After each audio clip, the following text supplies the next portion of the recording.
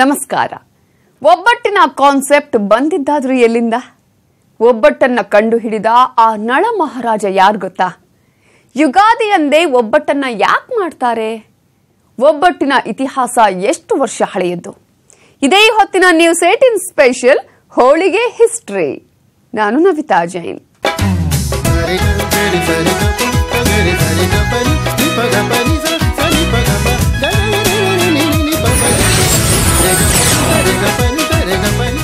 ಯುಗಾದಿ ಹಬ್ಬ ಅಂದ್ರೆ ಹೋಳಿಗೆ ಸಿಕ್ಕಾಪಟ್ಟೆ ಫೇಮಸ್. ಲೊಟ್ಟೆ ಹೊಡ್ಕೊಂಡು ತಿಂತೀವಿ, ಅದರಲ್ಲೂ ತುಪ್ಪ ಹಾಕೊಂಡು ಅದಕ್ಕೆ ಸ್ವಲ್ಪ ಹಾಲು ಹಾಕೊಂಡು ತಿಂತಾ ಇದ್ರೆ ಸ್ವರ್ಗ ರಪ್ಪ ಅಂತ ಪಾಸ್ ಆಗೋದ್ರಲ್ಲಿ ನೋ ಡೌಟ್. ಆದ್ರೆ ಹೋಳಿಗೆ ತಿಂತಿರೇನೋ ನಿಜ. ಹೋಳಿಗೆ ಅಥವಾ ಒಬ್ಬಟ್ಟಿನ ಇತಿಹಾಸ ಏನು ಅಂತ ತಿಳ್ಕೊಂಡಿದ್ದೀರಾ? ಹೋಳಿಗೆ ಎಲ್ಲಿಂದ ಬಂತು ಅಂತಾದ್ರೂ ಅಟ್ಲೀಸ್ಟ್ ಗೊತ್ತಾ? ಗೊತ್ತಿಲ್ಲ ಅಂದ್ರೆ ಹೋಳಿಗೆ ತಿನ್ಕೊಂಡೆ ಈ ಎಪಿಸೋಡ್ ನೋಡಿ ನೀವು ಎಂಜಾಯ್ ಮಾಡಬಹುದು.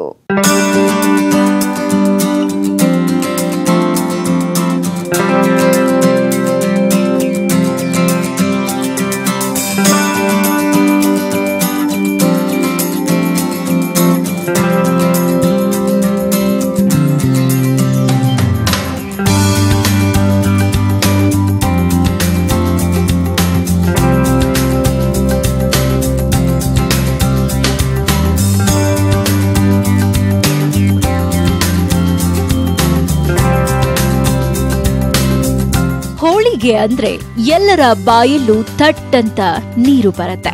ಅದರಲ್ಲೂ ಈಗ ಥರಾವರಿ ಹೋಳಿಗೆ ಮಾರ್ಕೆಟ್ನಲ್ಲಿ ಸಿಗತ್ತೆ.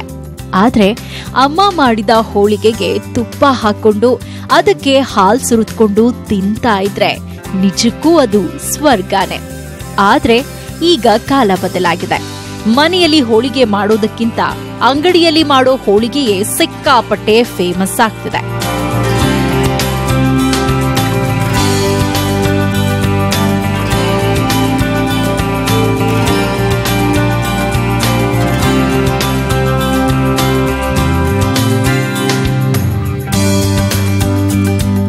ಸತ್ಯ ಏನಂದ್ರೆ ಹಬ್ಬಕ್ಕೂ ಹೋಳಿಗೆ ಮಾಡಲಾಗದಿದ್ರು ಯುಗಾದಿ ಹಬ್ಬಕ್ಕೆ ಮಾತ್ರ ಎಲ್ಲರ ಮನೆಯಲ್ಲಿ ಹೋಳಿಗೆ ಊಟ ಕಂಪಲ್ಸರಿ.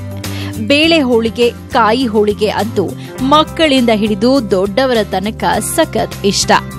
ಶುಗರ್ ಇದ್ರೂ ಕದ್ದಾದ್ರೂ 2 ತಿಂದು ಬಿಡೋಣ ಅನ್ನೋ ರೇಂಜ್ಗೆ ಒಬ್ಬಟ್ಟು ಮೋಡಿ ಮಾಡಿದೆ. ನಿಜ ಹೇಳ್ಬೇಕು ಅಂದ್ರೆ ಅತ್ಯಂತ ಸ್ವಾದಿಷ್ಟವಾದ ಸಾಂಪ್ರದಾಯಿಕ ಊಟ ಒಬ್ಬಟ್ಟಿನ ಊಟ. ಆ ಊಟದ ಮುಂದೆ ಬೇರೆ ಎಲ್ಲಾ ಊಟನೂ ಸಪ್ಪೇನೆ.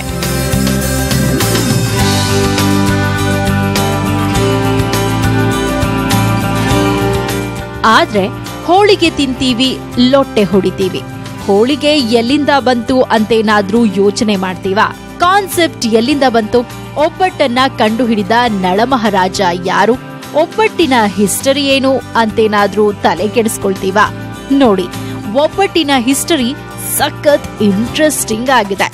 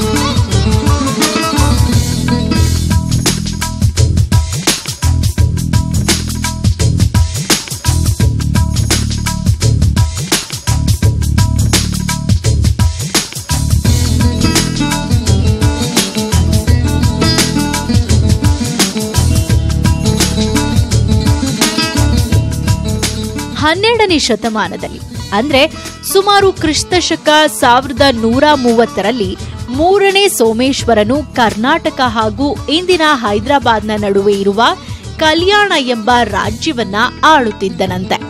3ನೇ ಸೋಮೇಶ್ವರ ಕಲ್ಯಾಣ ಚಾಲುಕ್ಯ ವಂಶದ ದೊರೆ. ಈ 3ನೇ ಸೋಮೇಶ್ವರ ಮಾನಸೋಲ್ಲಾಸ ಅನ್ನೋ ಒಂದು ಕೃತಿ ರಚಿಸ್ತಾನೆ. ಅದಕ್ಕೆ ಅಭಿಲಾಷಿತಾರ್ಥ ಚಿಂತಾಮಣಿ ಅನ್ನೋ ಹೆಸರು ಕೂಡ ಇದೆ.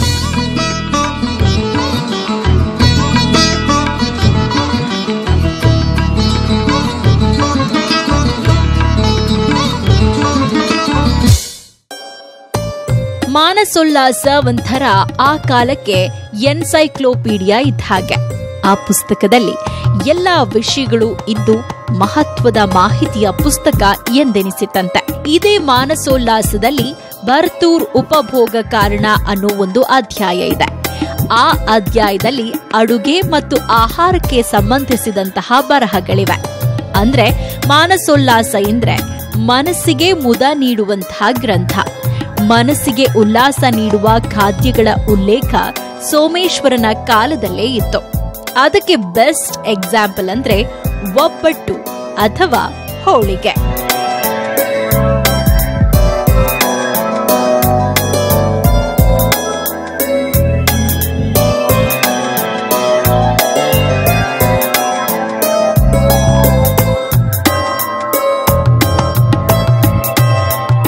ಇಂಟ್ರೆಸ್ಟಿಂಗ್ ಅಂದ್ರೆ ಒಬ್ಬಟ್ಟಿಗೆ ಸಾವಿರಾರು ವರ್ಷಗಳ ಇತಿಹಾಸವಿದೆ ಅನ್ನೋ ಸತ್ಯ ಮಾನಸೋಲ್ಲಾಸ ಗ್ರಂಥದಿಂದ ತಿಳಿಯುತ್ತೆ. ಈ ಗ್ರಂಥದಲ್ಲಿ ಇಡ್ಲಿಯಿಂದ ಹಿಡಿದು ಬೇಳೆ ಒಬ್ಬಟ್ಟಿನವರೆಗೂ ಸಂಪೂರ್ಣ ಮಾಹಿತಿ ಇದೆಯಂತೆ.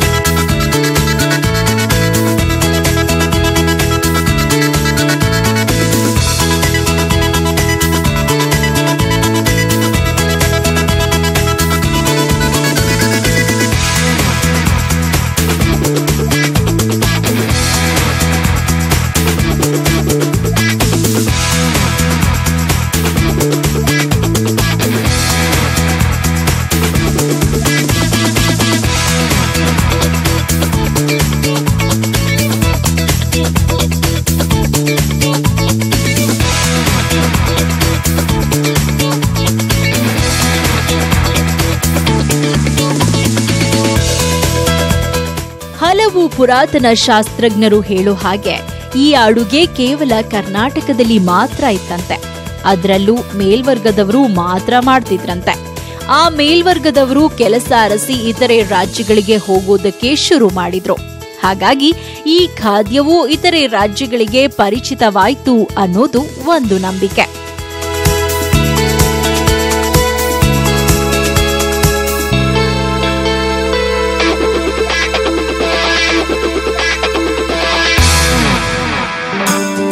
ಯಾವುದಾದ್ರೂ ಒಳ್ಳೆ ಕೆಲಸಕ್ಕೆ ಹೋಗುವ ಮುನ್ನ ಸಿಹಿ ತಿನ್ಬೇಕು ಅನ್ನೋದು ಹಿರಿಯರ ಸಂಪ್ರದಾಯ.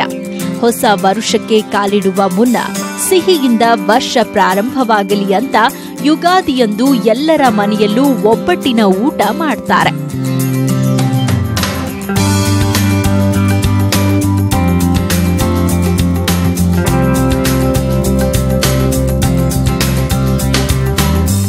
ಇನ್ನೊಂದು ಇಂಟ್ರೆಸ್ಟಿಂಗ್ ವಿಷಯ ಏನಂದ್ರೆ ಒಬ್ಬಟ್ಟು ಮಹಾರಾಷ್ಟ್ರದಿಂದ ಬಂದಿದ್ದು ಅಂತ ಹೇಳ್ತಾರೆ. ಮಹಾರಾಷ್ಟ್ರದಲ್ಲಿ ಒಬ್ಬಟ್ಟನ್ನ ಪೂರಣ್ ಪೋಳಿ ಅಂತ ಕರೀತಾರೆ. ಮಹಾರಾಷ್ಟ್ರದ ಪೂರಣ್ ಪೋಳಿ ನಮ್ಮ ಒಬ್ಬಟ್ಟಿಗಿಂತ 4 ಪಟ್ಟು ದೊಡ್ಡದು. ಅಷ್ಟೇ ಅಲ್ಲ, ಅದು ತುಂಬಾ ತೆಳುವಾಗಿರುತ್ತೆ. ಯುಗಾದಿಯಂದು ಮಹಾರಾಷ್ಟ್ರದ ಪ್ರತಿ ಮನೆಯಲ್ಲಿ ಪೂರಣ್ ಪೋಳಿ ತಯಾರಾಗೋದನ್ನ ನೋಡೋದೇ ಒಂದು ಚಂದ.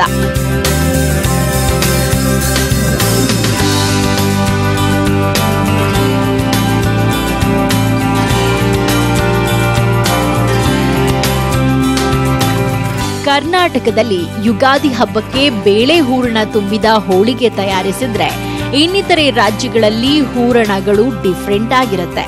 ಅಷ್ಟೇ ಅಲ್ಲ, ಹೋಳಿಗೆಯ ತಯಾರಿ ಕೂಡ ಡಿಫ್ರೆಂಟ್ ಆಗಿರುತ್ತೆ. ಹೋಳಿಗೆಯನ್ನ ಗುಜರಾತ್ನಲ್ಲಿ ವೇದ್ಮಿ ಅಂತ ಕರೆದ್ರೆ ಬೋಲಿ ಅಂತ ಕೇರಳದಲ್ಲಿ ಕರೀತಾರೆ. ಕೊಂಕಣಿಯಲ್ಲಿ ಉಬ್ಬತ್ತಿ ಅಂದ್ರೆ ತೆಲುಗು ಭಾಷೆಯವರು ಇದೇ ಖಾದ್ಯವನ್ನ ಒಬ್ಬಟ್ಟು ಅಂತ ಕರೀತಾರೆ. ವಿಶೇಷ ಅಂದ್ರೆ ಕೆಲವರು ಹೋಳಿಗೆಯನ್ನ ಮೈದಾ ಹಿಟ್ಟಿನಲ್ಲಿ ಮಾಡಿದ್ರೆ ಕೆಲವರು ಗೋಧಿಯಲ್ಲಿ ಮಾಡ್ತಾರೆ.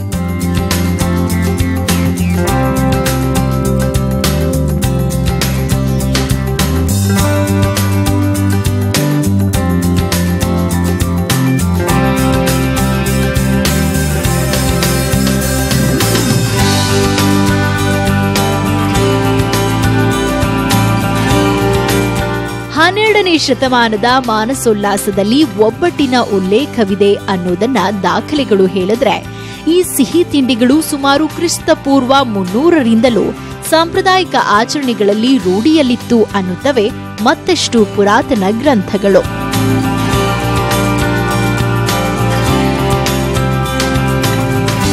ಹಿಂದಿನ ಕಾಲದಲ್ಲಿ ಬೆಲ್ಲವನ್ನ ಬಿಟ್ರೆ ಒಬ್ಬಟ್ಟಿನ ಸಿಹಿಗಾಗಿ ಬೇರೇನನ್ನೂ ಬಳಸುತ್ತಿರಲಿಲ್ಲ. ಆದ್ರೆ ಈಗ ಸಕ್ಕರೆ ಬಳಕೆಯಲ್ಲಿರುವುದು ಗೊತ್ತಿರೋದೆ.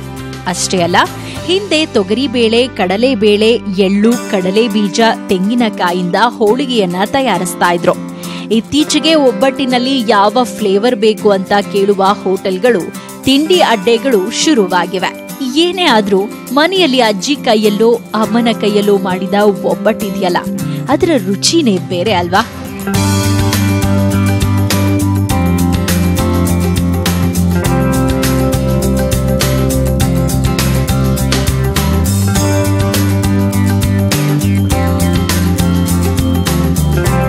ವರ್ಷಕ್ಕೊಮ್ಮೆ ಇಲ್ಲ ವರ್ಷಕ್ಕೆರಡು 3 ಬಾರಿ ಬರುವ ಹಬ್ಬಗಳಲ್ಲಿ ಮಾಡುತ್ತಿದ್ದ ಒಬ್ಬಟ್ಟು ಈಗ ವರ್ಷವಿಡೀ ಸಿಗುತ್ತೆ.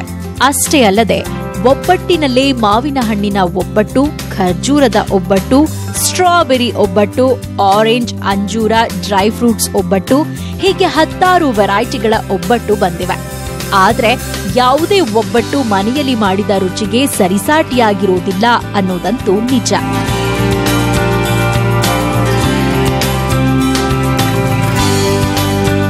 ತರಹೇವಾರಿ ಒಬ್ಬಟ್ಟುಗಳಿವೆ ನಿಜ. ಆದ್ರೆ ಯುಗಾದಿಯಂದೇ ಒಬ್ಬಟ್ಟು ಯಾಕೆ ಮಾಡ್ತಾರೆ?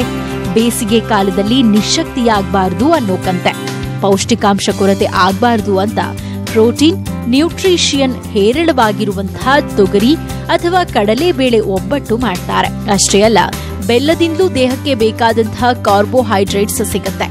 ತುಪ್ಪವನ್ನ ಆಯುರ್ವೇದದಲ್ಲಿ ಔಷಧಿ ಅನ್ನುತ್ತಾರೆ. ಪಿತ್ತದೋಷ ನಿವಾರಣೆಗೆ ತುಪ್ಪ ತುಂಬಾನೇ ಉಪಕಾರಿ. ತುಪ್ಪ ಹಾಕೊಂಡು ಹೋಳಿಗೆ ತಿಂದ್ರೆ ದಪ್ಪ ಆಗ್ತೀವಿ ಅಂದುಕೊಳ್ಳುವವರದ್ದು ತಪ್ಪು ಕಲ್ಪನೆ ಅನ್ನೋದು ಹೋಳಿಗೆ ಪ್ರಿಯರ ವಾದ.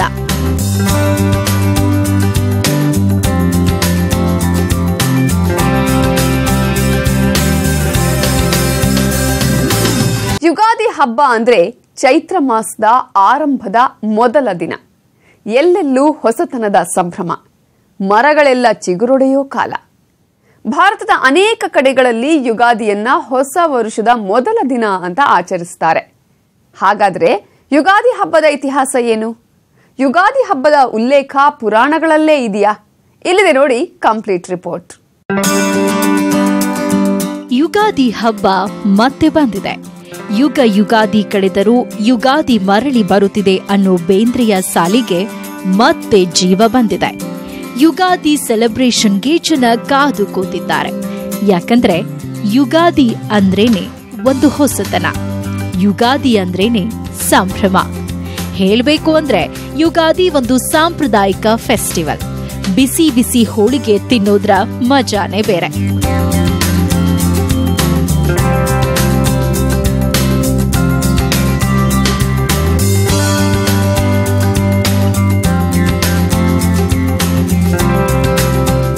ಯುಗಾದಿ ಹಬ್ಬ ಆಚರಣೆ ಇಂದು ನೆನ್ನೆಯ ಆಚರಣೆಯಲ್ಲ. ಬೇಂದ್ರೆ ಕವಿತೆಯ ಆಶಯದಂತೆ ಅದು ಯುಗ ಯುಗಗಳಿಂದಲೂ ಆಚರಣೆಯಲ್ಲಿದೆ. ಬೆಳಗ್ಗೆ ಎದ್ದು ಹರಳೆಣ್ಣೆ ಹಚ್ಚಿಕೊಂಡು ಹಂಡೆಗಟ್ಟಲೆ ಬಿಸಿ ಬಿಸಿ ನೀರಿನಲ್ಲಿ ಸ್ನಾನ ಮಾಡಿ ಹೊಸ ಬಟ್ಟೆ ಹಾಕೊಂಡು ನಿಂತ್ರೆ ಆ ಗಳಿಗೆಯ ಆನಂದವೇ ಬೇರೆ.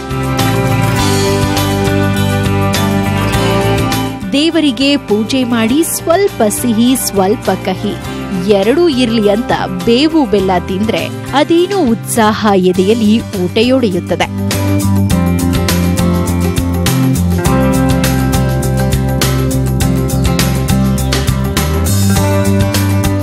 ಯುಗಾದಿ ಹಿಂದುಳಿದ ಹೊಸ ವರ್ಷದ ಸಂಕೇತ. ವರ್ಷದ ಮೊದಲ ದಿನ ಆರಂಭ ಆಗೋದು ಯುಗಾದಿಯಿಂದಾನೆ. ಇದಕ್ಕೆ ಒಂದು ಸಣ್ಣ ಪುರಾತನ ಕಥೆಯಿದೆ. ಈ ಜಗತ್ತಿನ ಸೃಷ್ಟಿಕರ್ತ ಬ್ರಹ್ಮ. ಅಂದ್ರೆ ಬ್ರಹ್ಮ ಜಗತ್ತನ್ನ ಸೃಷ್ಟಿ ಮಾಡಿದನಲ್ಲ, ಆ ಮೊದಲ ದಿನವೇ ಯುಗಾದಿಯಂತೆ. ಹಾಗಾಗಿ ಯುಗಾದಿಯನ್ನ ಆದಿಯಿಂದಲೂ ಆಚರಿಸಿಕೊಂಡು ಬರಲಾಗಿದೆ ಅಂತಾರೆ.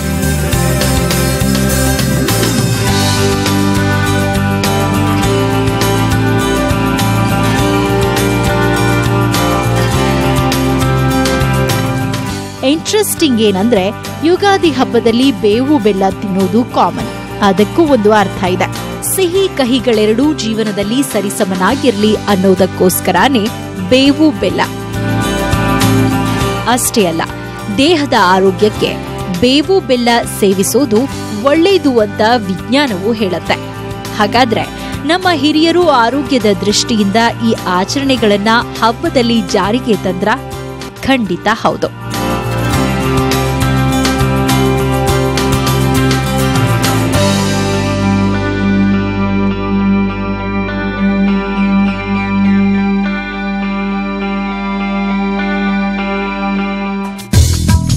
ಹರಳೆಣ್ಣೆ ಅಂದ್ರೆ ಸಾಕು, ಇಂದಿನ ಯುವ ಪೀಳಿಗೆಯವರು ಮೂಗು ಮುರಿತಾರೆ. ಮೈಗೆ ಹಚ್ಕೊಳ್ಳೋದಿರ್ಲಿ, ತಲೆಗೂ ಕೂಡ ಹಚ್ಕೊಳ್ಳೋದಿಲ್ಲ. ಆದ್ರೆ ಹರಳೆಣ್ಣೆಯ ಉಪಯೋಗಗಳು ಎಷ್ಟಿವೆ ನಿಮಗೆ ಗೊತ್ತಾ? ಹರಳೆಣ್ಣೆಗೆ ದೇಹದ ಉಷ್ಣಾಂಶವನ್ನ ಹೋಗಲಾಡಿಸುವಂತಹ ಶಕ್ತಿ ಇದೆ. ಬೇಸಿಗೆ ಶುರುವಾಗೋದ್ರಿಂದ ದೇಹವನ್ನ ತಂಪಾಗಿಸುತ್ತೆ ಹರಳೆಣ್ಣೆ. ಅಷ್ಟೇ ಅಲ್ಲ, ಹರಳೆಣ್ಣೆ ಚರ್ಮ ರೋಗಗಳನ್ನು ದೂರವಿಡುತ್ತಂತೆ.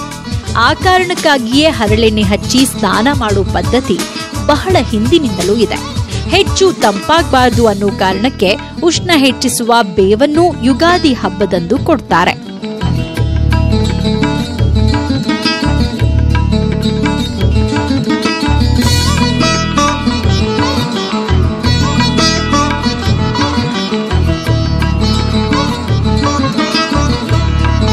ದುರಂತ ಏನು ಅಂದ್ರೆ, ಯುಗಾದಿ ಆಚರಣೆಗಳ ಹಿಂದೆ ಒಂದು ಅರ್ಥ ಇರೋದು ನಮ್ಮ ಇಂದಿನ ಪೀಳಿಗೆಯವರಿಗೆ ಗೊತ್ತೇ ಇಲ್ಲ. ಹಬ್ಬ ಬಂದ್ರೆ ಸಾಕು, ನಗರದ ಹೋಟೆಲ್ಗಳೆಲ್ಲ ತುಂಬಿ ತುಳುಕುತ್ತವೆ. ಮನೆಯಲ್ಲಿ ಹಬ್ಬದ ಆಚರಣೆ ಮಾಡುವುದನ್ನೇ ನಿಲ್ಲಿಸ್ಬಿಟ್ಟಿದ್ದಾರೆ. ಆದ್ರೆ ಹಳ್ಳಿಗಳಲ್ಲಿ ಇವತ್ತಿಗೂ ಯುಗಾದಿ ಅಂದ್ರೆ ಒಂದು ಸಂಭ್ರಮ ಮನೆ ಮಾಡಿದೆ.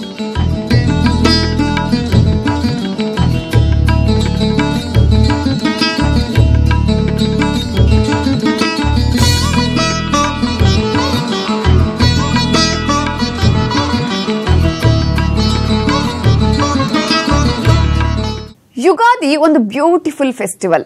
ನೆಂಟ್ರಿಸ್ಟ್ರು, ಮನೆ ಮಂದಿ ಎಲ್ಲ ಒಟ್ಟಿಗೆ ಸೇರಿ ಆಚರಿಸುವ ಹಬ್ಬ. ಇಡೀ ಮನೆಯನ್ನೇ ಸಂತೋಷ ಸಾಗರದಲ್ಲಿ ಮುಳುಗಿಸ್ತಾ ಇತ್ತು. ಆದರೆ ಕುಟುಂಬಗಳು ಒಡೆದು ಚೆಲ್ಲಾಪಿಲ್ಲಿಯಾದ್ಮೇಲೆ ಹಬ್ಬದ ವಾತಾವರಣವೇ ಬಹುತೇಕ ಮನೆಗಳಲ್ಲಿಲ್ಲ. ಇದು ದೊಡ್ಡ ದುರಂತ ಅಂತ ಹೇಳ್ತಾ ಈ ಹೊತ್ತಿನ ವಿಶೇಷ ಕಾರ್ಯಕ್ರಮವನ್ನು ಮುಗಿಸ್ತಾ ಇದ್ದೀನಿ. ನೋಡ್ತಾ ಇದ್ದೀನಿ ನ್ಯೂಸ್ 18 ಕನ್ನಡ, ಸದಾ ನಿಮ್ಮೊಂದಿಗೆ.